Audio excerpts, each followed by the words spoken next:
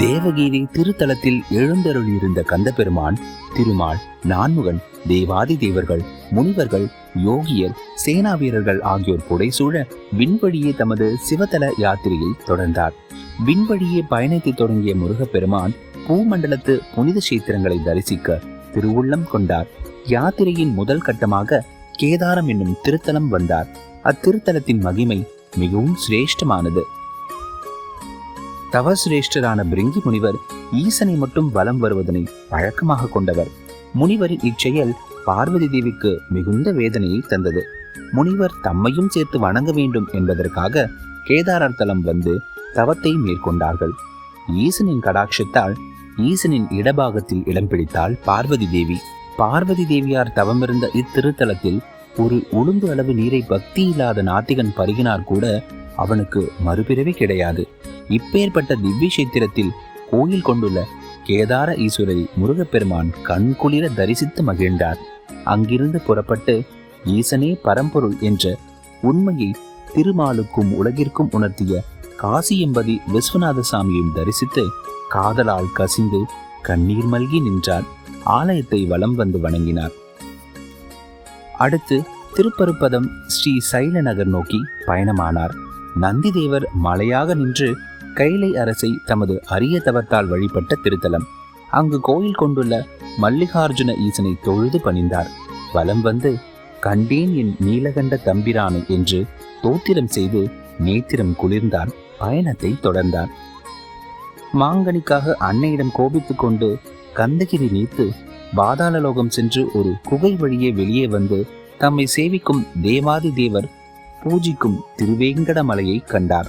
அங்கிருந்து புறப்பட்டு ஸ்வர்ணமுகி நதி தீரத்திலுள்ள காலத்தியப்பர் ஆலயத்தை வலம் வந்து காலத்தீஸ்வரரை தொழுது மகிழ்ந்தார். சிலந்தி, பாம்பு, யானை, சிவகோசரியார், கண்ணப்பர், நக்கீரன் மற்றும் தேவகன்னியர் பலரும் வழிபட்டு முக்தி அடைந்த தென்கைலை என்னும் பெருமையுடன் பேசப்படும் காளஹஸ்தி திருத்தலம் பெருமை கண்டு வியந்தார்.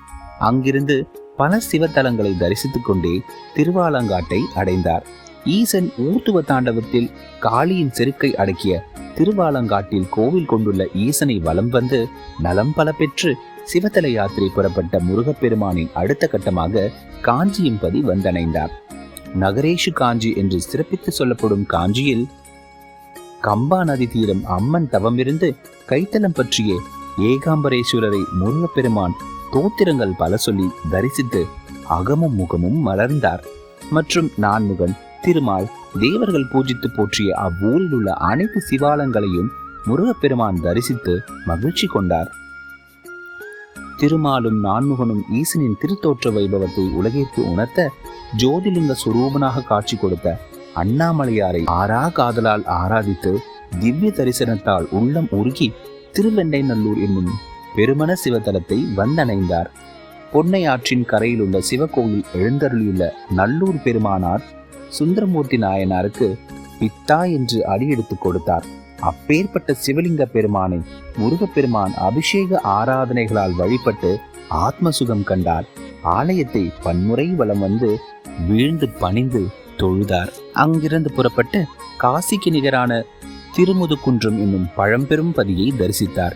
அங்கிருந்து புறப்பட்டு அருகிலுள்ள சிதம்பரம் என்னும் தில்லையம்பல கூத்தனின் திருச்சபையை கண்டார். திருநடனம் புரியும் தில்லையம்பல நடராஜனை எல்லையில்லா பக்தி பெருகோடு நாளும் துதித்து மனம் மகிழ்ந்தார். அதன் பின்னர் மாயவரம் வழியாக சிவத்தல யாத்திரையை தொடர்ந்தார். இயற்கை எழில் கொஞ்சம் பொங்கி வரும் காவேரியின் கரையில் உள்ள சிவக்ஷேத்திரங்களை தரிசித்துக் கொண்டே மன்னி ஆற்றின் கரைக்கு எழுந்தருளினார். மன்னி ஆற்றின் இயற்கை எழில் மேவும் சௌந்தரியம் கண்டு முருகப்பெருமான் அங்கு ஓரிரு தினங்கள் எழுந்தருள எண்ணம் கொண்டார். அக்கணமே இந்திரன் மயனுக்கு ஆணை பிறப்பித்து மன்னி ஆற்றின் நதி தீரத்திலுள்ள திருசெய்நல்லூர் திருத்தலத்தில் அதி அற்புதமான நகரத்தை நிர்மாணித்தான். அந்த நகரத்திற்கு குமாரபுரம் என்று திருநாமம் சூட்டப்பட்டது. அந்த நகரத்தின் மத்தியில் முருகப்பெருமான் தங்குவதற்காக வண்ணமணி மாளிகை ஒன்றையும் அமைத்தான். திருமால், பிரம்மன், இந்திரன் மற்றும் உள்ள அனைவருக்கும் தங்குவதற்காக தனித்தனி மாளிகைகள் அமைக்கப்பட்டன. அனைவரும் மயனை வியந்து புகழ்ந்தனர். குமாரபுர நகரில் சிவகுமாரனுக்காக மயன் கட்டிய சிங்கார மாளிகை சொர்க்கலோகம் போல் பரம தேஜசுடன் விளங்கியது.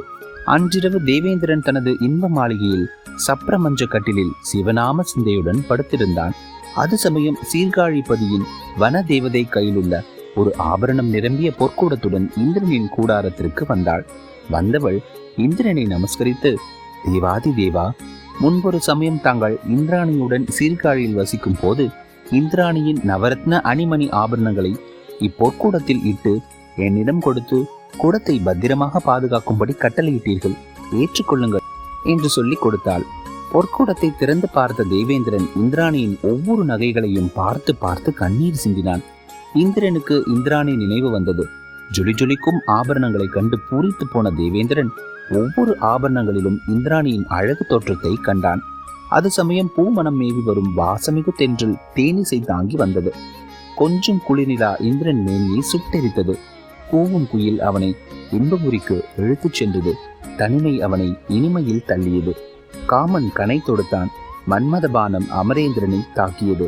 இந்திராணியுடன் கூடி குழாவ அவன் உள்ளம் துடித்தது. காம மயக்கத்தால் படுக்கையில் புரண்டு புரண்டு படுத்தான்.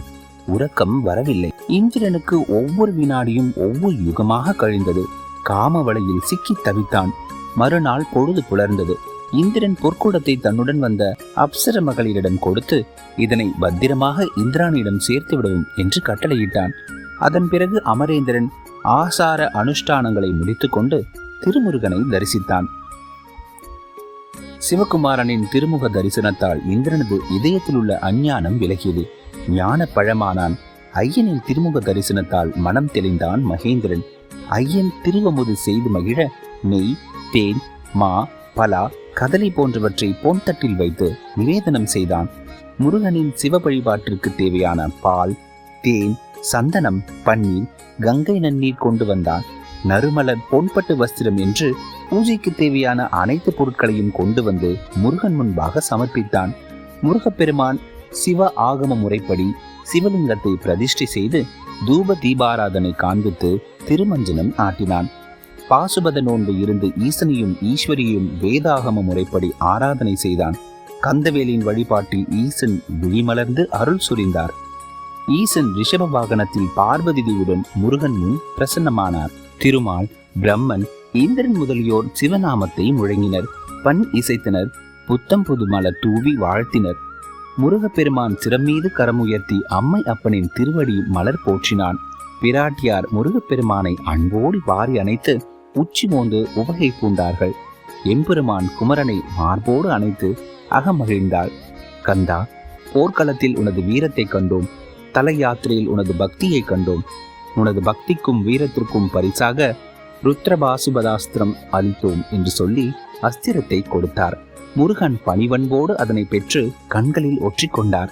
ஈசன் மேலும் கந்தனுக்கு அகில லோகத்தையும் அழிக்க வல்ல சர்வசங்கார படைக்கலம் ஒன்றையும் கொடுத்தார். அதனையும் அன்போடு பெற்றுக்கொண்டு முகமலர்ந்தான் முருகன். சிவனும் சக்தியும் ஆசிர்வதித்தனர். முருகப்பெருமான் பொன்வண்ண தேரில் அமர்ந்து திருமால், நான்முகன், தேவேந்திரன், முனிவர்கள், சித்தர், வித்யாதரர்கள், சிவகணத்தவர்கள் புடைசூட தமது யாத்திரையை தொடர்ந்தார். குமாரபுரி நீங்கி காவிரி ஆற்றை கடந்து திருவிடைமருதூர், திருப்பரியலூர், வீரட்டம் வழியாக பல சிவசேத்திரங்களை தரிசித்தவாறு திருவாரூர் என்னும் சிவப்பதி வந்தார். திருவாரூர் தியாகேச பெருமானை தரிசித்து சுற்றியுள்ள பல திருத்தலங்கள் வழியாக யாத்திரை போகும்போது பாலைவனத்தை கடக்க வேண்டிய நிலைமை உண்டானது. காட்டு தீக்கு நிகரான உக்கிரம் வாய்ந்த அப்பாலைவனம் கொடுமையாக காணப்பட்டது. முருகன் அருளால் வெப்பம் தட்பமானது, அனல் புனலானது. கந்த பெருமான் அப்பாலைவனத்தை அணைத்து தேவர்களோடு மிக ஆனந்தமாய் கடந்தார். எல்லோரும் ஒரு வழியாக திருப்பரங்குன்றம் எனும் திருத்தலத்தை வந்தடைந்தனர். அங்கு விஸ்வகர்மா அழகான மணிமண்டபம் ஒன்று முருகன் தங்குவதற்காக நிர்மாணித்திருந்தான். முருகப்பெருமானின் தரிசனத்திற்காக பல்லாண்டு காலமாக திருப்பரங்குன்றத்தில் தவமிருந்து வரும் தப்தர், அனந்தர், நந்தி, சதுர்முகன், சக்கரபாணி, மாலி என்னும் 6 முனிவர்களும் முருகன் தேரில் தேவர்கள் புடைசூழ வருகிறார் என்பதை புரிந்து கொண்டனர். கந்த பெருமான் தேரில் நின்று இறங்கினார். 6 முனிவர்களும் கஞ்சினை கண்ட தாய் பசுவினை போல் ஓடி சென்று முருகனின் திருமுன் சாஷ்டாங்கமாக வீழ்ந்து பணிந்தனர். முனிவர்களை எழுந்திருக்கும்படி பணிந்தார் முருகன். 6 முனிவர்களும் கை கட்டி வாய் பொத்தி முருகன் முன்னால் பணிவன்போடு அடக்க ஒடுக்கமாக நின்றார்கள். முருகப்பெருமான் இந்திரனை நோக்கி, தேவேந்திரா, இந்த முனிவர்களை பற்றிய விவரங்களை கூறுவாய் என்று வினவினார். தேவேந்திரன் முனிவர்களின் வரலாற்றை முருகனுக்கு சொன்னார். இவர்கள் அறுவரும் பராசர முனிவர்களின் புதல்வர்கள். இவர்கள் சிறு வயதினர்களாக இருக்கும் போது தினமும் சரவண பொய்கையில் குளிக்கும் போதும் தடாகத்தில் உள்ள மீன்களை துன்புறுத்துவர். பராசுரன் பிள்ளைகள் மீது கோபம் கொண்டு நீங்கள் மீனாக பொய்கையில் கிடைப்பீர்களாக என்று சாபம் கொடுத்தார். இதனை சற்றும் எதிர்பாராத முனிபுத்திரர்கள் பதறி போயினர். 6 முனிவர்களும் சாப யோசனம் கேட்டு தந்தையிடம் கதறினர், மன்றாடினர், பிழை பொறுத்தருள பிரார்த்தித்தனர். முனிவர் தனது புத்திரர்கள் மீது பச்சாதாபம் கொண்டு, புத்திரர்களே, பார்வதி தேவியின் தாய்ப்பாலை பருகும் பாக்கியத்தை என்று பெறுகிறீர்களோ அன்றுதான் உங்களுக்கு சாப விமோச்சம் கிட்டும் என்று சாப விமோச்சம் கொடுத்தார். தந்தையின் சாபம் பலித்தது. முனிபுத்திரர்கள் மீன்களாயினர். அன்னையின் அருளுக்காக ஏங்கிக் கொண்டிருந்தனர். பல்லாண்டு காலம் கடந்து தேவரின் சரவண பொய்கையில் அவதாரம் பண்ணினீர்கள். அது சமயம் தேவியார் சரவண பொய்கையில் இறங்கி தங்களை வாரி அணைத்த போது தாய்ப்பாலானது பொங்கி பெருகியது. அந்த தேவாமிரதத்தை பருகியதும் இவர்கள் சாம யோசனம் கிட்டியது. விமோசனம் பெற்ற அறுவரும் ஈசனையும் ஈஸ்வரியும் நிலம் கிடந்து சேவித்தனர்.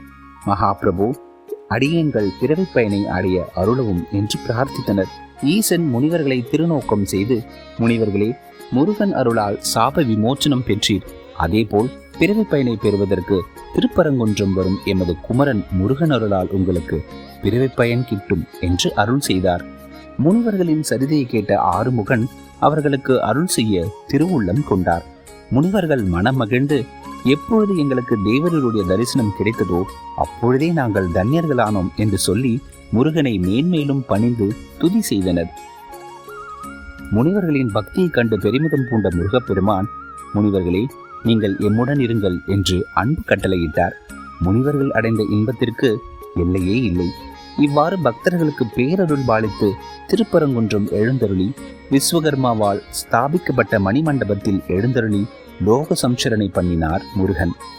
ஓரிரு நாட்களில் முருகப்பெருமான் அங்கிருந்து புறப்பட சித்தம் கொண்டார். அனைவரும் அங்கிருந்து புறப்பட்டனர். வழியிலுள்ள சிவத்தலங்களை தரிசித்துக் கொண்டு திருச்செந்தூரை வந்தடைந்தார். விண்ணை முட்டும் பிரம்மாண்டமான மதிர்ச்சுவர்கள், அழகான வேலைப்பாடுகளுடன் கூடிய திருக்கதவுகள், அந்த கதவிலே எண்ணத்தை கொள்ளை கொள்ளும் அழகிய வண்ணச் சிற்பங்கள், ரத்ன கற்கள் பதித்த பல்லாயிரக்கணக்கான உப்பரிகைகள் பார்ப்போரை பிரமிக்க வைத்தது. பொற்கலசங்களை தாங்கும் நவரத்ன கற்களால் வேலைப்பாடு மிகும் கோபுரங்களின் அற்புதமான தோற்றமும் மூவுலகங்களையும் பிரமிக்கச் செய்தது. ஆங்காங்கே அழகுடன் போடப்பட்ட வளைவுகளை கொண்ட அகன்ற வீதிகள், பூப்பந்தல்கள், தங்கும் விடுதிகள், கோடி சூரிய பிரகாசத்துடன் காட்சி தரும் அந்த நகரத்தில் அலங்கார மண்டபங்கள், தாமரை தடாகங்கள், நறுமலர் சோலைகள் என்று பல வகைகளில் வசதி செய்யப்பட்டிருந்தது. ஒவ்வொரு இடத்திலும் பூவாலான அலங்காரம் மிக அற்புதமாக செய்யப்பட்டிருந்தது. வேடிக்கை கேளிக்கை வினோதங்கள் நடக்க ஆங்காங்கே மேடைகளும் பந்தல்களும் போடப்பட்டிருந்தன. முருகன் பாதம் பதியும் திருவீதி எங்கும் கஸ்தூரி சந்தனத்தால் மொழிகி பன்னீர் தெளித்து பூமலர் தூவி தேரோடும் திருவீதியை அழகுபடுத்தியிருந்தனர். முருகன் பாதம் படும் இடமெல்லாம் வெண்பட்டு வஸ்திரம் போடப்பட்டிருந்தது. ஒவ்வொரு இடங்களிலும் முருகப்பெருமானை வரவேற்க பூரண பொற்கும்ப கலசங்களோடு வேத விற்பனர்களும் தேவ கண்ணியர்களும் நின்று கொண்டிருந்தனர். முருகப்பெருமான் எழுந்தருள்வதற்காக பிரம்மாண்டமான அலங்காரங்களோடு கூடிய அதி அற்புதமான பொன்மணி மண்டபம் நிர்மாணம் செய்யப்பட்டிருந்தது.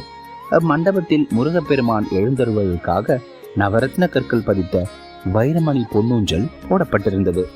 வேதம் முழங்க, வானவர் கற்பக மலர்கள் தூவ, முருகப்பெருமான் தேரில் நின்று இறங்கி அசுரர்களை வென்ற வெற்றி பெருமதத்துடன் நகருக்குள் பிரவேசித்தார். முருகப்பெருமான் கம்பீரமாக நடந்து வந்து சப்ரமஞ்சத்தில் அமர்ந்தார். வருணன் குடைபிடித்தான். வீரவாகுத்தேவர் உடைவாள் ஏந்தினார். இங்கனம் தேவாதி தேவர்கள் முருகப்பெருமானை பணிந்து போற்றி குதூகலம் கொண்டனர். முருகப்பெருமான் அனைவருக்கும் திருவருள் புரிந்தார். அசுரர்களை வென்று தேவர்குலம் காப்போம் என்று உறுதிமொழி சொன்னார். இங்கனம் தங்களுக்கு வாழ்வு கொடுத்த வள்ளலுக்கு வழிபாடு புரிய எண்ணினர். முருகப்பெருமானை பூஜிக்க எண்ணிய பிரம்மாதி தேவர்கள் கங்கை நீரினால் அபிஷேகம் செய்து ஆனந்தித்தார்கள். அமிர்த குடங்களால் திருமஞ்சனம் எடுத்தார்கள். நறுமலர்களை சூட்டி சந்தன குழம்பு அணிவித்து பச்சை கற்பூரத்தால் அழகு செய்தார்கள். கஸ்தூரி திலகம் வைத்து திருமேனி எங்கும் மங்கள ஆவரணங்களை சாத்தி தூபதீபம் காட்டி எல்லையில்லா இன்பம் கொண்டனர். எம்பெருமான் தேவாதி தேவர்களின் அற்புத பூஜையை அகமகிழ்வோடு ஏற்று அவர்களுக்கு சகல மங்களங்களையும் அளித்து அருளினார். இவ்வாறு திருச்செந்தூரில் எழுந்தருளியிருக்கும் நாளில் முருகனை தரிசிக்க தேவகுருவான வியாழ பகவான் வந்தார். தேவகுரு முருகனின் திருப்பாதம் பணிந்து போற்றினார். முருகன் குருதேவர் மூலம் அசுர வம்சத்தினர் வரலாற்றை அறிய ஆவல் கொண்டார்.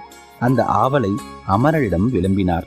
இந்திரன் குருதேவரை பணிந்து, தேவர்குலம் காக்கும் ஆசாரிய மகானுபாவா, தேவரீர் முருகப்பெருமானின் அன்பு கட்டளை நிறைவேற்ற வேண்டும். அசுரர்கள் என்பவர் யார்? அவர்கள் எண்ணிக்கையில் எத்தனையோ? அவர்கள் எப்பேற்பட்ட உருவங்களை எல்லாம் பெற்றவர்கள்? அவர்களுடைய பூர்வாங்கம், அவர்களின் பிறப்பு வளர்ப்பு எப்படி, அவர்களுடைய வீர பராக்கிரமங்கள் எவ்வாறு என்பதனை பற்றியெல்லாம் எம்பெருமானுக்கு தாங்களே தெளிவாக சொல்லுதல் வேண்டும் என்று விண்ணப்பித்தான். வியாழ பகவான் தமக்கு கிடைத்த பெரும் பேற்றை எண்ணி மகிழ்ந்து முருகனின் திருவடியை பணிந்தார். அங்கிங்கெனாதபடி எங்கும் நிறைந்திருக்கும் ஐயன் ஆன்மாக்கள் ஒவ்வொன்றிலும் கோயில் கொண்டுள்ளீர்கள். தேவரீர் அறியாததென்று இல்லை. அமரர் குலம் காக்க சரவண பொய்கையில் அவதரித்த ஐயனின் எண்ணங்களை யாரோ அறிய வல்லார்.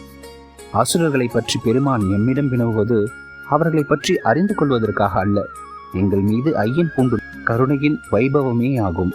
எனக்கு தெரிந்ததை மட்டும் கூறுகிறேன் என்று சொல்லி அசுரர்களின் வரலாற்றை முருகப்பெருமானுக்கு விளம்பலானார் தேவகுருவான பிரகஸ்பதி.